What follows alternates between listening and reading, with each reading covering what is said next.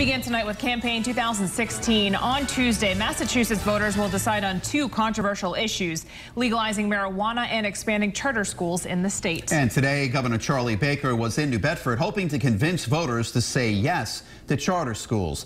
Eyewitness News reporter Steve Nielsen caught up with the governor to talk about those issues. He joins us now in the studio with his one-on-one interview, new at 5:30. Steve? Well, Mike Kelly, Governor Baker was in southeastern Massachusetts because he's been campaigning just a lot recently around the state, not for himself, because of course he's not on the ballot, but for charter schools. And he continued his pitch this afternoon.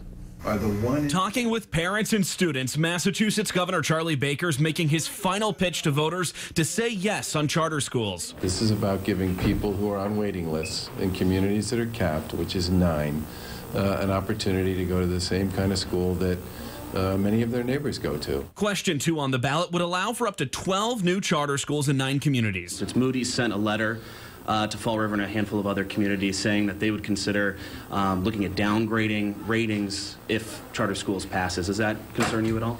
Well, I haven't seen the letter, obviously, but what I would say is that I thought the letter was odd. The notion that somehow, when the Commonwealth is already bearing the vast majority of the cost of education in those communities, I can't imagine what Moody's is concerned about.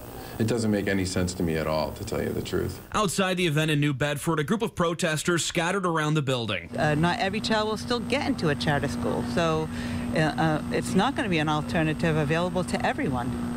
So we got to fix the traditional school where all the kids go. Baker also weighed in on question 4. Should Massachusetts legalize recreational marijuana? Well, I don't think it's going to pass. I think it's going to lose. And I think it's going to lose because the vast majority of the people I've talked to get the fact that it's a 6,000-word ballot question that was written by the marijuana industry for the marijuana industry.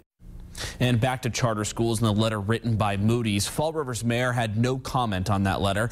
On Eyewitness News at 6:30 over on Fox Providence, I asked Baker about his relationship with Rhode Island's governor and what he thinks of a potential political campaign by Curt Schilling. I'm Steve Nielsen, Eyewitness News.